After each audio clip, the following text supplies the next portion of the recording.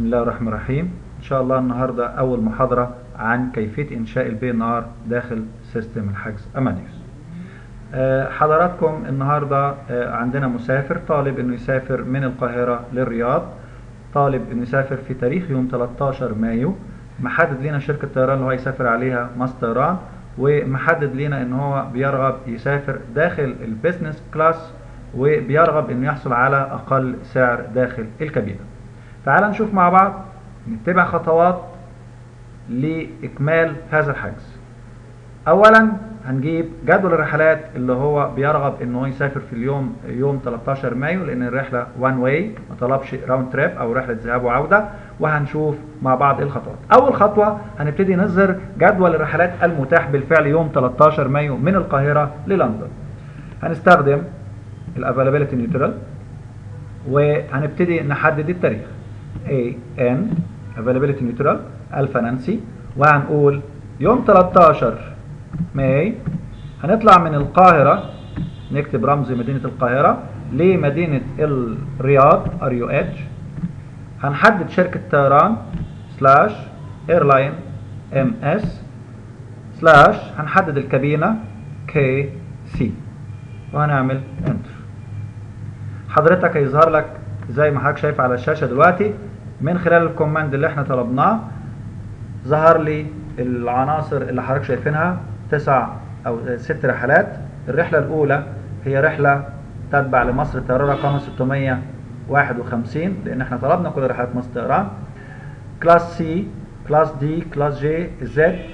حضرتك هتلاحظ ان الرحلة طالعة من مطار القاهرة صالة رقم 3، هتوصل مطار الرياض صالة 1. ميعاد مغادرتها من مطار القاهرة بتوقيت القاهرة الساعة 8:30 صباحا، ميعاد وصولها للرياض الساعة 12:10 ظهرا.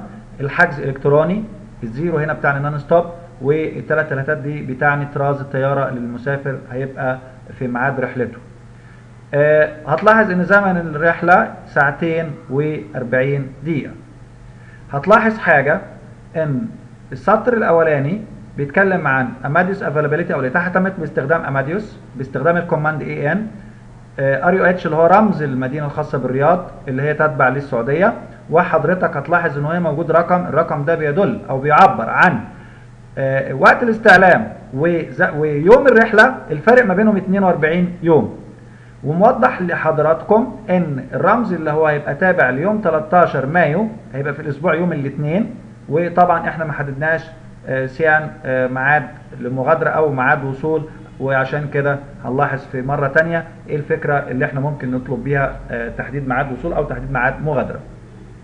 حضرتك هنبدأ الخطوة رقم 2، احنا جبنا جدول الاتاحة. رقم 2 هنبتدي نستخدم امر الشراء، هنستخدم سيل سيجمنت، هنعمل SS، هنحدد عدد المقاعد اللي احنا بنطلبها 1، هنحدد الكلاس وليكن كلاس سي، تمام، وهنحدد السيجما اللي احنا هنسافر عليها وليكن سيجما رقم 2 على اعتبار ان هو يسافر على الساعة 5:30 كما هو رغب في ذلك. وهنعمل طبعا بنحدد الكلام ده مع المسافر. عندنا اول رحلة الساعة 8:30، في رحلة كمان هتطلع الساعة 5:30. المسافر طلب انه يسافر في الرحلة رقم 2 فاوكي، فاحنا هنبتدي نعمل انتر. هنلاحظ حضرتك انه ابتدي يظهر لي البيانات اللي احنا لسه مختارينها حاليا، وهنبتدي نقوم بالعنصر رقم 2 اللي هو متعلق بتسجيل بيانات الاسم. هنعمل بداية التسجيل بتاعنا نيم، وهنسجل 1 كام واحد من نفس الفاميلي او من نفس اللاست نيم انا هسجله على نفس اللاين، فهكتب الفاميلي نيم وصفي سلاش الفيرست نيم مسافة وبنكتب 0. حضرتك هتلاحظ دلوقتي بعد ما سجلنا الاسم هنبتدي نخش على الخطوة اللي بعديها، هي عملية تسجيل رقم الهاتف الخاص بالمسافر.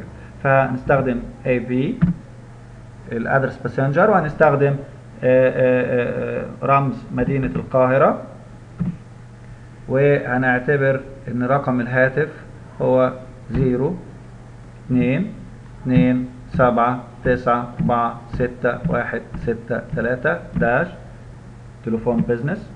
نعمل انتر. حضرتك هتلاحظ الخطوة اللي بعديها متعلقة بالحجز وحالة الحجز نفسه. هل المسافر دلوقتي طلب ان احنا نصدر له الحجز؟ فلو كان كده هنبتدي نستخدم تي كي اوك، تيكت اوكي، وهنستخدم انتر.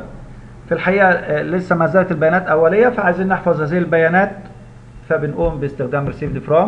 مين اللي أصدر هذه البيانات على سيستم أمادوس؟ هنبتدي نكتب اسم القائم بالعمل، وهنقوم بعملية الحفظ ER. هتلاحظ حضرتك ظهر لي هنا البوكينج ريفرنس اللي أقدر أرجع بيه مرة أخرى لهذا الحجز في حالة لو أنا ما كنتش استكملته. حضرتك هتلاحظ حاجة مهمة، ان احنا دلوقتي دي بيانات اوليه لسه ما قمناش بعمليه تسعير لهذا الحجز. فالمسافر كان طلب مني انه عايز اقل سعر. يا ترى هو السعر الحالي قد ايه؟ تعال نشوف قد ايه السعر اف اكس اكس، ونشوف يا ترى الكلاس سي على قد ايه. حقيقه في سعر 3442. لو عايزين نجيب اقل سعر يبقى هنستخدم امر اف اكس ار، هنستخدم انتر. هتلاحظ انه جاب لي اقل سعر متاح على الكلاس جي ب 2902. انا كده وفرت كتير وبخطوه بسيطه. طيب عايزين نثبت السعر ونشتري السعر عشان نبتدي نعمل كرييت للتي اس تي. هنبتدي نلاحظ حضرتك دلوقتي ان احنا نستخدم امر اف اكس ديبوك ونعمل انتر. حضرتك هنبتدي دلوقتي نشوف يا ترى احنا هنقدر نكمل بياناتنا بعد ما نتاكد ان في تي اس تي ظهر قدامي على الشاشه. زي ما حضرتك شايف كده ظهر لي فوق التي اس تي، تمام، اللي هو خاص بالترانسليشن ستوري تيكت. وهتلاحظ ان حضرتك نكمل بقيه المعلومات المفترض ان احنا نبتدي نسجلها اللي هي تتعلق بالكوميشن اف ام، وهنسجل الكوميشن بتاعنا 10. هتلاحظ طريقه الدفع اف بي، وهنستخدم طريقه الدفع كاش.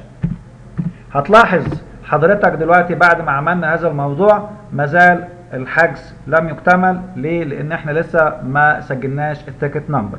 هنسجل التيكت نمبر باستخدام FHA 077 لان احنا مسافرين على الخطوط مصر الطيران، وده الريكورد والريكيتور الخاص بمصر الطيران. داش رقم التيكت ما بيقلش عن 10 ارقام، وطبعا احنا بناخد الكلام ده من شركه الطيران. ف 1 2 3 4 5 6 7 8 9 اهي انتر. بعديها بنقوم بعمليه الحفظ received from، نسجل بيانات القائم بالعمل وبنعمل AR. وحضرتك دلوقتي اصبح الحجز جاهز. تعال نشوف مع بعض الفاتوره بتبقى شكلها ايه. بنستخدم INVD Invoice Display. هتلاحظ انه هيجيب لي بيانات الفاتوره زي ما حضرتك شايفين، وزي ما حضرتك شايفين السيرفيس بتاعتنا ان احنا هنستخدم مصر الطيران، وهنستخدم الرحله رقم 647. هنطلع من مدينه القاهره، الرحله تبقى يوم الاثنين 13 مايو، الرحله نون ستوب. هنطلع من مطار القاهره الدولي، هنوصل لمدينه الرياض ومطار الملك خالد الدولي داخل الرياض. ميعاد المغادره هتبقى الساعه 5:30، وميعاد الوصول هيبقى الساعه 9:10 بتوقيت السعوديه. طبعا زي ما حضرتك شايفين احنا قمنا بالحجز على اقل سعر، فكان هو الجي، وده على البيزنس كلاس، ده كونفيرم. وحضرتك ده السعر الاساسي ثم الضرائب ثم الاجمالي بالجنيه المصري زي ما حضرتك شايفين. طريقه الدفع اللي احنا حددناها، وعمليه الحجز تمت على شركه مصر طيران برقم البوكينج ريفرنس زي ما حضرتك شايفين، بالاضافه لرقم التيكت اللي احنا قمنا بالتسجيل. طبعا اصبح الحجز جاهز ان احنا ممكن نصدر هذا الحجز، ولكن هنبتدي دلوقتي نتبع اسلوب ازاي نقفل البي ان ار. فبنعمل ريسيفد فروم ونكتب اسم القائم بالعمل، وبنستخدم امر اي تي. طبعا السؤال هنا لو حبيت ارجع لمره ثانيه للحجز فبستخدم ريتيرن تيكت ار تي، وبكتب الرقم البوكينج ريفرنس زي ما حضرتك شايفين، الرقم اللي قدامنا ده على الشاشه. هنبتدي نستخدم هذا الاجراء ونعمل انتر. كده اقدر ارجع تاني مره لبيانات الشاشه. نقفل تاني البي ان ار ريسيفد فروم، نكتب اسم القائم بالعمل، نقفل الحجز باستخدام اي تي. سعداء جدا بيكم في اول محاضره بشكل مبسط. حبيت النهارده بس ان احنا نعمل ايضاح بشكل مبسط لطريقه عمل الحجز على سيستم اماديوس، وان شاء الله في الحلقات اللي جايه هنتكلم بشكل اعمق على الامكانيات المتاحه داخل هذا النظام، مش لاجراء الحجوزات بكيفيه بسيطه بس، لكن يا ترى ايه اللي ممكن نقدمه للمسافر وايه اللي المسافر ممكن يطلبه، خصوصا ان احنا نعرف ان البي ان ار بتستوعب 999 عنصر. امكانيه استخدام او استيعاب البي ان ار ل 999 عنصر. يا ترى ايه العناصر اللي ممكن نضيفها للمسافر؟ ده ان شاء الله في الجزء اللي جاي. بعد كده هنبتدي نتكلم بشكل تفصيلي عن العناصر وكيفية عمل الحجوزات الخاصة بالمجموعات. اشكركم وان شاء الله نشوفكم في الحلقة الجديدة.